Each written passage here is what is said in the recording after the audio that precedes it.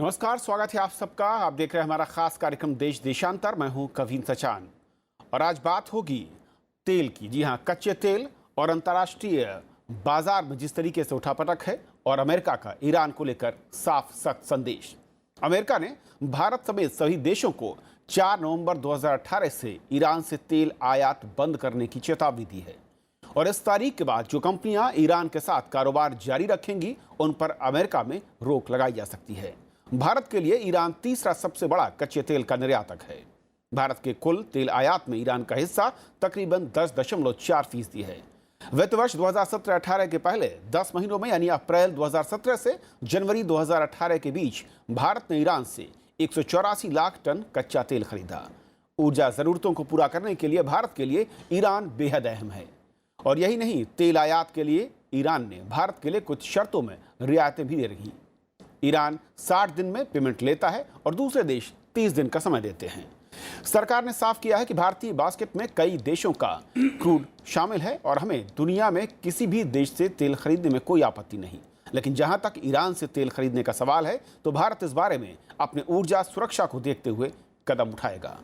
समझेंगे इस खास मसले पर अपने मेहमानों के जरिए कि विकल्प क्या है, तेल ज़रूरतें और हमारे पास जो इस वक्त ऑप्शंस हैं उसमें मुफीद रास्ता, सही रास्ता क्या है, जहां पर हमारे हित भी हो और हमारे लिए वो फायदे का सौदा हो। हमारे साथ 4 बेहद खास मेहमान हैं। स्टूडियो मेरे साथ हैं प्रोफेसर हर्ष वी पंत हैं, प्रमुख हैं सामरिक अध्ययन OIRF से। स्वागत है आपका हर्ष।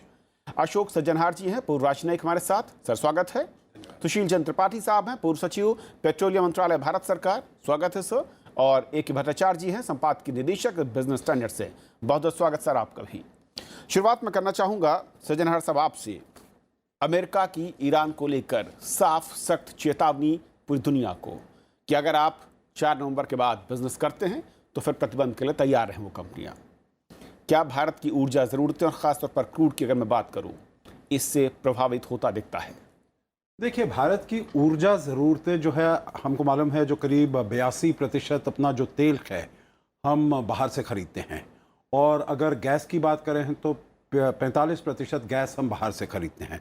तो हमारा जो डिपेंडेंस है इंपोर्ट्स पर, आयात पर, वो बहुत ज़्यादा है। और इसमें जैसे आपने स्वयं बताया करीब 10 से 11% हम ईरान से इसको इंपोर्ट करते हैं।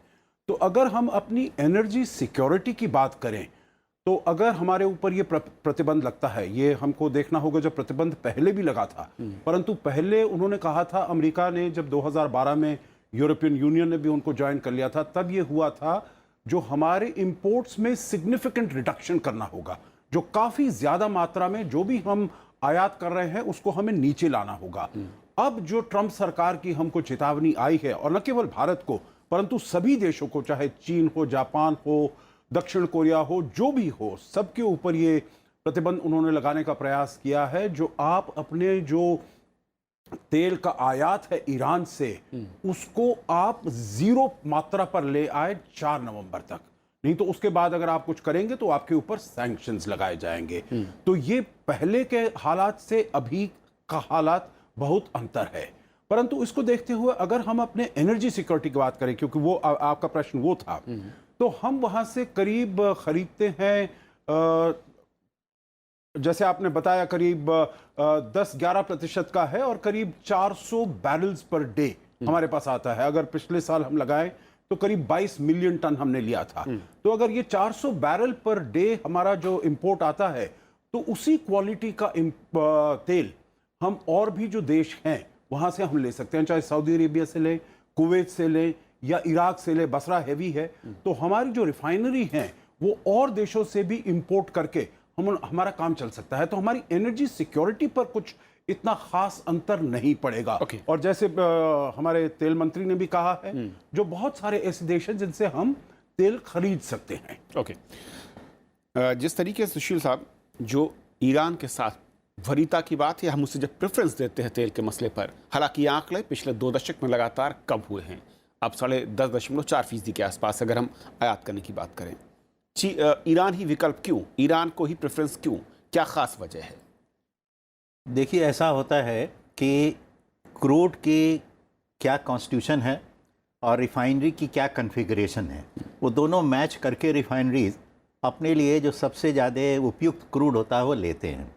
पहले रिफाइनरीज जो होती थी वो जब बनती थी तभी उनका ये हो जाता था कि कहाँ से क्रूड लेंगी। लेकिन आजकल की जो रिफाइनरीज हैं जो नई बनी हैं उनका इंडेक्स, नेल्सन इंडेक्स कहते हैं कि डाइवर्सिफाइड तरह तरह के क्रूड को वो रिफाइन कर सकती हैं, तो उन्हें कोई दिक्कत नहीं है। जब हम ईरान की बात कर रहे थे तो ईरान का देखिए हमारे यहाँ मद्रास रिफाइनरी में इन्वेस्टमेंट भी है, तो मद्रास रिफाइनरी थी, मैंगलोर रिफाइनरी काफ़ी ईरान से क्रूड लेती थी, एसआर की रिफाइनरी लेती थी, तो इनके रिफाइनरीज़ के कॉन्फ़िगरेशन ज़्यादा मैच करते थे। अब वो स्थिति ऐसी नहीं है, सभी रिफाइनरीज़ ने अपने को और ज़्यादा उपयुक्त बना दिया है कि कहीं से भी क्रूड ले सकते हैं, तो वो समस्या उतनी नहीं है। समस्या ये ज़रूर है कि अगर ईरान का क्रूड हमें, चाइना को और जितने बड़े देश जो इंपोर्टर हैं उनको मिलना अगर बंद हो जाएगा तो अंतर्राष्ट्रीय मार्केट में क्रूड की सप्लाई और कंजम्पशन का जो बैलेंस है वो थोड़ा सा डिस्टर्ब हो जाएगा। और जब तक सऊदी अरेबिया और रशिया जो सबसे बड़े प्रोड्यूसर हैं वो और ज़्यादा प्रोड्यूस ना करें, अभी सऊदी अरब ने कहा कि हम 1 मिलियन बैरल और लाएंगे, जिसमें उन्होंने कहा आधा हम लाएंगे या 2/3 लाएंगे, लेकिन रशिया को भी एग्री होना है।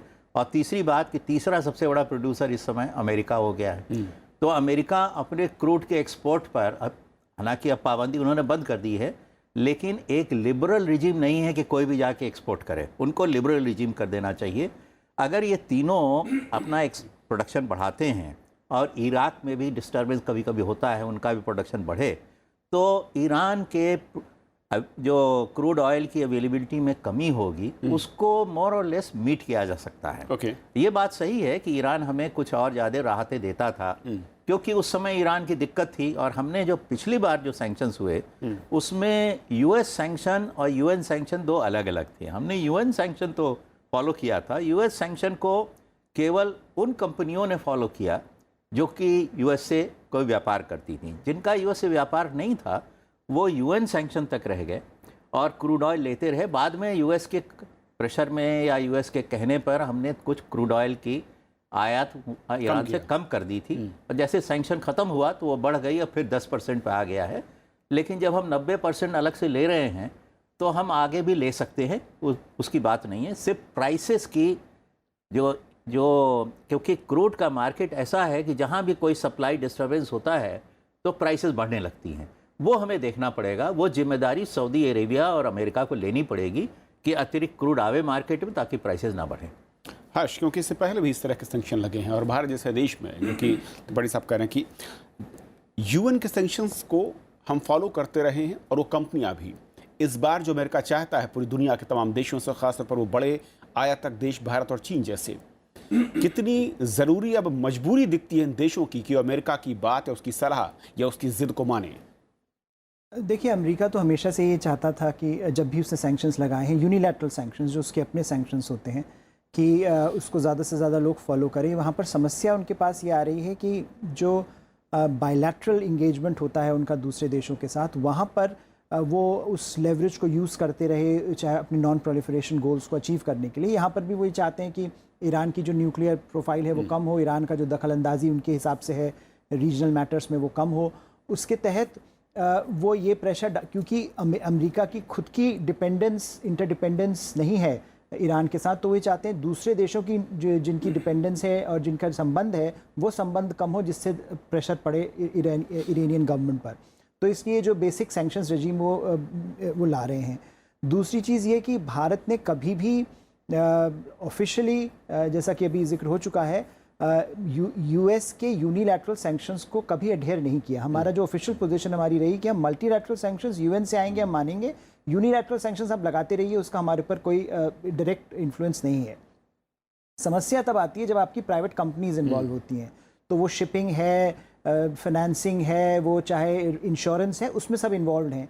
अब अगर वो कंपनीज ये देखें कि उनका फ़ायदा कहाँ पर हो रहा है, क्लियरली उनके सामने विकल्प कोई ज़्यादा नहीं है, ईरान और अमेरिका के बीच में वो अमेरिका को चुनेंगी। तो अगर वो विड्रॉ कर लेती हैं तो भारत के पास तो कोई चारा ही नहीं रह जाता। आप क्या कर लेंगे एज अ नेशन स्टेट? आप क्या कर सकते हैं अगर प्राइवेट कंपनीज इन्वॉल्व नहीं होना चाहती हैं उसमें? चीन के साथ थोड़ी सिचुएशन अलग है, क्योंकि वहाँ पर स्टेट और प्राइवेट कंपनीज एक साथ चलती हैं, वो उसका कुछ फ़ायदा ले सकते हैं। लेकिन जहाँ तक भारत का सवाल है वो ये, जब यूनिलैटरल सैंक्शंस अगर अमेरिका लगाता है और वो प्राइवेट कंपनीज़ ये मानती हैं कि हमको इसका फ़ायदा तब नहीं हो रहा है, हमको इसके साथ चलना पड़ेगा, तो भारत के लिए, न्यू दिल्ली के लिए ये समस्या बन जाती है कि वो क्या कर सकता है। हम ये कह सकते हैं कि हम इसको अडहेयर नहीं कर रहे हैं, यूनिलैटरल सैंक्शंस को नहीं मान रहे हैं, पर जैसे वो ऑपरेशनलाइज होंगी ग्राउंड में, उसकी रियलिटी हमको देखनी पड़ेगी और उसके हिसाब से अपनी पॉलिसी बनानी पड़ेगी। और मेरे ख्याल से दोनों तरफ अभी जिक्र हुआ, हमारे दोनों पैनलिस्ट ने जिक्र किया कि हमारे पास वो कैपेसिटी है कि उसको फुलफिल किया जा सकता है, उस गैप को भरा जा सकता है। ओके, एक भट्टाचार्य जी, असल में ईरान के साथ ये जो तेल की आपूर्ति का मसला है, या फिर इसको तालमेल को मैं कहूँ, ये वाकई सिर्फ तेल तक ही सीमित दिखता है, या फिर अगर तेल पर निर्भरता या उसके जरिए जो रिश्ते हैं वो कम होता है व्यापार, तो इसका असर कहीं दूसरे रिश्तों पर भी पड़ेगा? देखिए, दिक्कत तो साफ होगी। अगर हमें ईरान से तेल न लेने पे मजबूर किया जाए नवंबर 1 से, जैसा कि यूएस सरकार ने एक थ्रेट दिया है, अगर ये उनको थ्रेट को पूरी तरह से अगर इम्प्लीमेंट करें, सरकार कैरी आउट करें, तो दिक्कत तो होगी। पर जैसे और जो मेरे कोलीग्स ने, पैनल के कोलीग्स ने कहा कि दिक्कत ऐसा नहीं है कि उस दिक्कत की हम उसको अतिक्रम ना कर सकें, वो ऐसी दिक्कत होगी जो उसको हम झेल सकें। क्योंकि एक तो है कि सप्लाई की प्रॉब्लम, कि कहाँ से सप्लाई आएगी, ऑल्टरनेटिव सोर्सेस ऑफ सप्लाई हैं, और ऐसा भी नहीं है कि अगर ओपेक के डिसीजन के बाद अगर 1 मिलियन बैरल ऑयल अगर मार्केट में एक्स्ट्रा आएगा, और अगर मान लिया जाए कि अगर जो वेनेजुएला में जो समस्याएं आ रही हैं उसकी अगर थोड़ा बहुत सुधार हो, तो मैं ये नहीं मानता कि तेल की जो आपूर्ति में भारत को कोई समस्या होगी। दूसरी समस्या है जो आपने जिक्र किया, वो है कि भारत और अमेरिका के साथ संपर्क, और अगर भारत एक यूनिलैटरल सैंक्शंस को न मान के पहले की तरह पूरी तरह अपनी 11% तेल की जो डिमांड है उसको मीट करते रहे, उससे एक भारत और अमेरिका के साथ एक डिप्लोमेटिक प्रॉब्लम हो सकती है। नाउ अगर आप ग्राउंड लेवल देखें, पिछले 3 महीने से करीबन भारत की रिफाइनरीज जो हैं, रिफाइनरीज ईरान से तेल लेना को अचानक उन्होंने बहुत बढ़ा दिया है। इसका एक ये इंडिकेशन है कि ये जो रिफाइनरीज जो हैं और तेल की कंपनियां जो भारत में, उनको थोड़ा इंडिकेशन ये मिल गया है ऑलरेडी मार्केट से कि ईरान के उसको डिसीजन के बाद, ये थ्रेट के पहले से ही हमारी रिफाइनरीज ने ईरान से तेल लेने की जो रफ्तार है वो बहुत बढ़ा दी है। इसका मतलब ये है कि जो थ्रेट दिया गया है इस बार, हालांकि ये यूनिलैटरल थ्रेट है, पर मार्केट रियलिटी ये कहता है कि रिफाइनरीज इस थ्रेट को जरा गंभीर रूप से देख रही है। ऐसा नहीं है कि क्योंकि यूनिलैटरल है देयरफॉर उसको हम इग्नोर कर सकें। ओके, पेमेंट्स का भी प्रॉब्लम ज़्यादा नहीं आएगा। हमारे पास यूको बैंक भी है, जो यूको बैंक और ऐसे काफ़ी जो पेमेंट मैकेनिज्म हैं जिससे हम पेमेंट कर सकते हैं। तो जो ओनली समस्या ये है कि हम अमेरिका को किस तरह से संभालें, किस तरह से बात करें। और मेरा मानना ये है कि जो भी डायलॉग अमेरिका से है, सिर्फ तेल की बात नहीं है, एक चाबहार पोर्ट में जो हमारी जो एक प्रेजेंस है उसको भी देखना है। तो ईरान कोई सिर्फ तेल की आपूर्ति ही नहीं हमें देखता, पर हमें एक चाबहार पोर्ट का एक इन्वेस्टमेंट है, उसका भी बहुत बड़ा एक इंपॉर्टेंट इशू आएगा कि चाबहार पोर्ट की हमारी प्रेजेंस कैसी रहेगी, कैसी हमारी इन्वॉल्वमेंट रहेगी। तो मैं ये मानता हूँ कि ये एक ओकेजन रहेगा कि डायलॉग करने का, और अमेरिका के साथ डायलॉग करने से मेरे ख्याल से रेजोल्यूशन का रास्ता दूर ज़्यादा नहीं हो सकता। त्रिपाठी सर, 2 चीज़ें, क्योंकि जिस तरीके से रुपए की वैल्यू लगातार अपने निचले स्तर की तरफ जाती दिख रही है, और ईरान से मिलने वाले हमें इम्पोर्ट में बेनिफिट, क्वालिटी की कुछ लोग बात कर रहे हैं, कुछ लोग ये कह रहे हैं कि जो 60 दिन का समय मिलता है आपको पेमेंट करने को लेकर, इस तरह की फैसिलिटीज़, और इंडियन करेंसी में कुछ पेमेंट, ये फैसिलिटीज़ दूसरे देशों में क्या वाकई हासिल हो पाएगी, और अगर होती है तो बेहतर विकल्प क्या होंगे? देखिए, ये बात तो सही है क्योंकि ये नेगोशिएशन की बात है। अब ईरान को उस समय उनके ऊपर सैंक्शन था, तो भारत जब उनसे तेल ले रहा था तो ईरान ने भी खुद कोशिश की कि भारत को अच्छे टर्म्स दें। जब सैंक्शन नहीं है तो शायद वो उतने अच्छे टर्म्स नहीं देते, लेकिन चूंकि सैंक्शन थी तो उस दौरान उनके टर्म्स अच्छे थे। हमने भी उनका ख्याल किया क्योंकि भारत और ईरान के बहुत पुराने संबंध हैं, सिविलाइजेशनल लिंक्स हैं, लॉन्ग टर्म संबंध होंगे और तरह के संबंध हैं, तो हमने भी ये ख्याल किया था। अब ये बात हो सकती है कि जो टर्म्स ईरान ने दिए थे वो टर्म्स और कंट्रीज़ ना दें, उनके तेल निर्यातक ना दें, लेकिन वो कोई बहुत इतने ज़्यादा इफेक्टिव नहीं है। ज़्यादा इफेक्टिव बात यह है कि जो ऐसे आपने बताया रुपये का अवमूल्यन हुआ, क्योंकि पिछले एक साल से और ख़ास तौर से पिछले 6-8 महीने से जो तेल के दाम बढ़े हैं उससे हमारी फिस्कल डेफिसिट पर, करंट अकाउंट डेफिसिट पर, ट्रेड डेफिसिट पर असर पड़ा है और रुपया अवमूल्यन हुआ है। हमारे स्टॉक मार्केट पर भी उसका असर पड़ रहा है। तो जो पोर्टफोलियो इन्वेस्टमेंट था वो भी निकल के वापस जा रहा है। तो इन सब चीज़ों से हमारी इकोनॉमी पर असर तो पड़ेगा इसका। और अगर क्रूड ऑयल के प्राइसेस स्टेबलाइज नहीं किए गए और मॉडरेट नहीं हुए तो हमारी इकोनॉमी पर असर कई तरीके से पड़ेगा। रुपए का अवमूल्यन हो सकता है, हमारी trade deficit, current account deficit भी बढ़ जाएगी, फिस्कल डेफिसिट भी बढ़ सकती है, इन्फ्लेशन भी हो सकता है, ये सब चीज़ें हो सकती हैं। इसलिए ज़्यादा ज़रूरी है, जैसा कहा गया, कि हम यूरोपियन कम्युनिटी के साथ, चाइना के साथ बैठ करके कोई अपनी एक कूटनीतिक एक डील ऐसी बनावें। और अगर हम अकेले अमेरिका से नहीं अच्छी टर्म्स ले पा रहे हैं तो सबके साथ मिलकर के ऐसी कोई व्यवस्था के लिए हम इनिशिएटिव लें जिससे कि अमेरिका का जो प्रेशर है थोड़ा कम हो सके। और अगर हम अगर हमें ईरान से तेल खरीदने में कमी भी करनी है तो इस बात को देखा जाए कि सऊदी अरब, रशिया, अमेरिका ज़्यादा तेल सप्लाई करे ताकि तेल के दामों में बढ़ोतरी ना हो। और हमारे और इंटरेस्ट जो हैं, जैसे अभी बताया गया चाबहार का, जो कि बहुत स्ट्रेटजिक इंटरेस्ट है, वहाँ से हम वेस्टर्न अफगानिस्तान, सेंट्रल एशिया तक अपनी जाने की व्यवस्था करना चाह रहे थे, वो सब सुरक्षित रहे।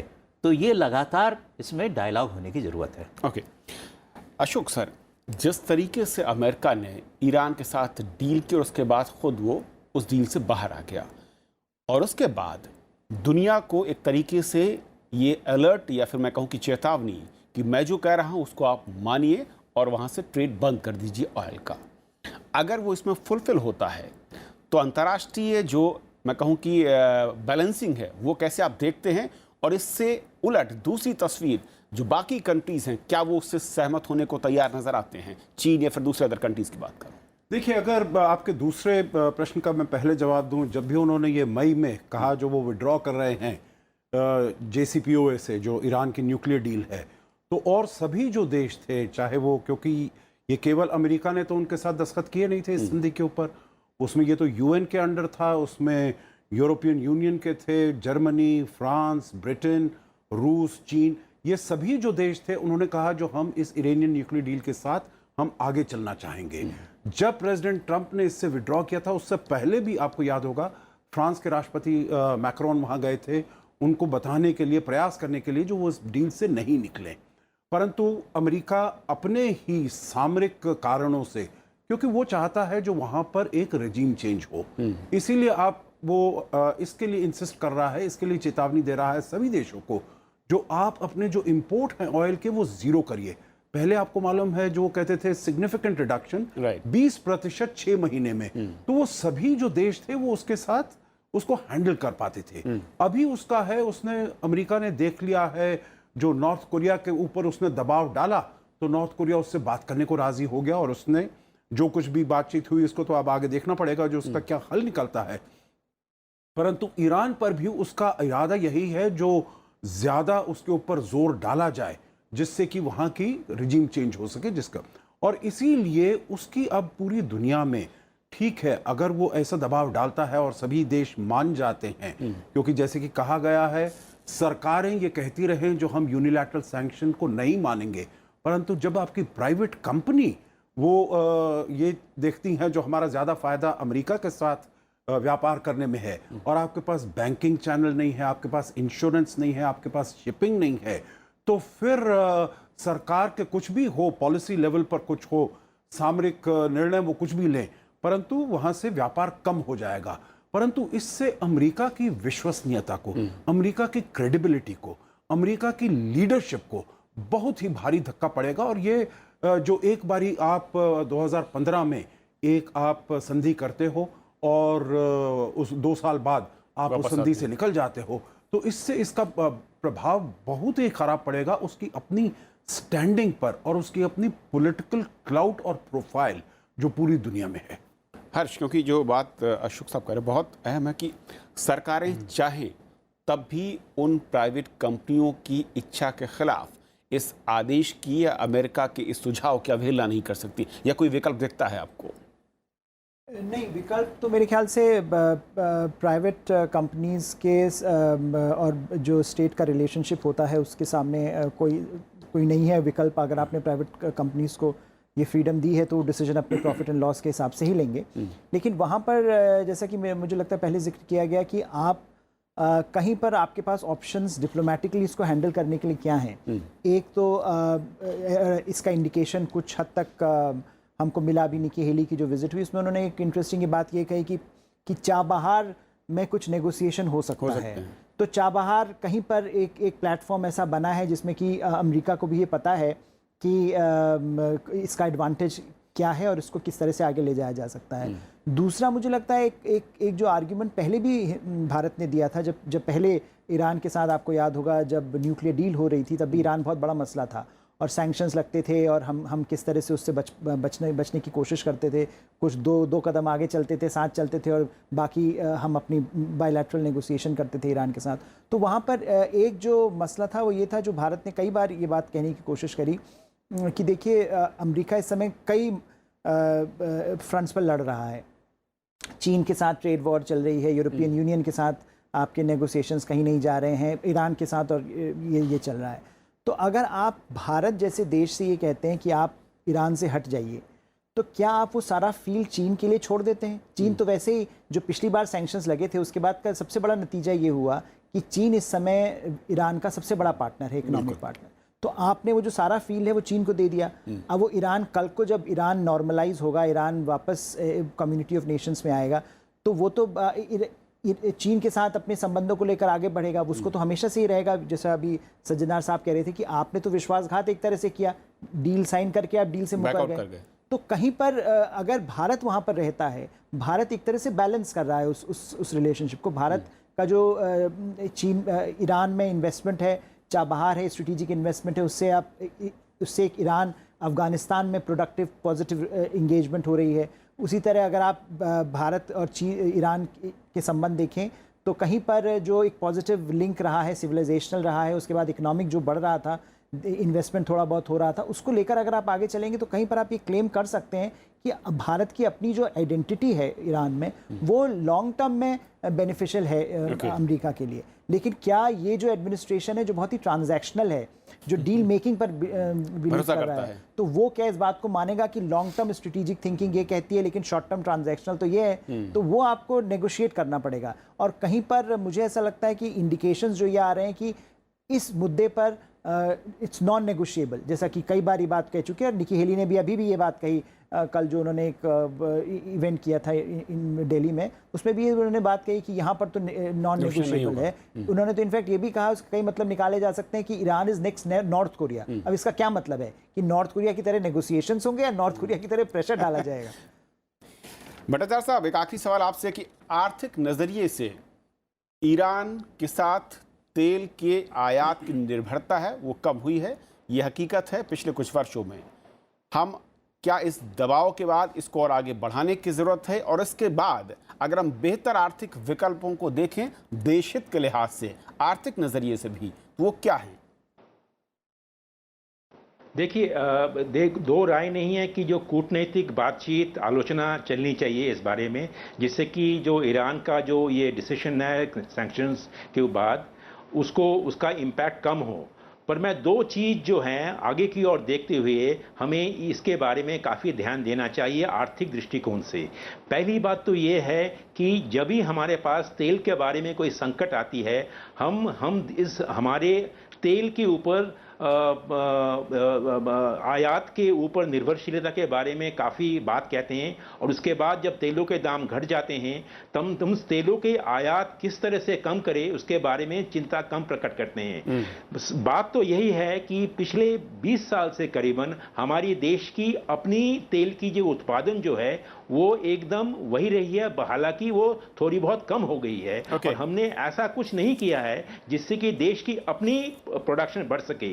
और दूसरी बात यह है कि जो देश की जो स्ट्रैटेजिक सिक्योरिटी की जो बात हम करते हैं उसमें हमारी जो ऑयल रिजर्व, स्ट्रैटेजिक रिजर्व है, उसमें अभी अभी सरकार ने एक निर्णय लिया है। पर सच तो यह है इस वक्त हमारी स्ट्रैटेजिक रिजर्व सिर्फ 10 दिन की खपत पूरी करती है, और इंटरनेशनल नॉर्म्स के अनुसार 90 दिन की खपत होने की हमारी क्षमता होनी चाहिए। मैं मानता हूं कि दोनों तरफ कि देश में तेल की अच्छा उत्पादन और स्ट्रैटेजिक रिजर्व को जो क्षमता जो है उसको और बढ़ा देने का, दोनों तरफ हमें बहुत ज़्यादा ध्यान देना है। तभी हमें ऐसा लगता है कि हम अगली बार के संकट में हम शायद इस संकट को और डटकर सामना कर सकेंगे। बहुत बहुत शुक्रिया आप चारों मेहमानों का हमारे साथ इस बेहद अहम चर्चा में शामिल होने के लिए और समझाने के लिए कि असल में तेल का खेल असल में क्या है, अंतर्राष्ट्रीय कूटनीति और अमेरिका का दबाव कहां पर कैसे है और उसके सामने भारत का रास्ता या विकल्प क्या है। और अब आप दर्शकों की राय और सुझाव का 28 जून को हमने कार्यक्रम दिखाया था यूजीसी बनाम HEC हायर एजुकेशन कमीशन को लेकर। हमारे दर्शक हैं अभिषेक पवार बैतूल मध्य प्रदेश से, लिखते हैं कि यूजीसी बनाम HEC जैसे करंट विषयों पर खास चर्चा में एक्सपर्ट्स से विषय की अच्छाइयों और कमियों के बारे में जानना काफी फायदेमंद साबित हुआ। इस खास परिचर्चा के लिए उपस्थित तीनों मेहमानों और राज्यसभा टीवी की पूरी टीम को धन्यवाद। एक और दर्शक हैं अनुराग पांडे, लिखते हैं कि राज्यसभा टीवी पत्रकारिता का वटवृक्ष है और महत्वपूर्ण घटना खबरों को सुरुचिपूर्ण ढंग से प्रस्तुत करने का इसका प्रयास इसकी गौरवशाली परंपरा को प्रतिबिंबित करता है और इसके लिए साधुवाद। बहुत बहुत शुक्रिया आप दर्शकों का। यूं ही अपनी राय सुझाव आलोचना हमें भेजते रहिए, हम कार्यक्रम में शामिल करेंगे। हमारे कार्यक्रम को आप यूट्यूब पर भी देख सकते हैं और फीडबैक देने के लिए आप हमें मेल कर सकते हैं dd.rajyasabhatv@gmail.com पर। आज फिलहाल इतना ही, नमस्कार।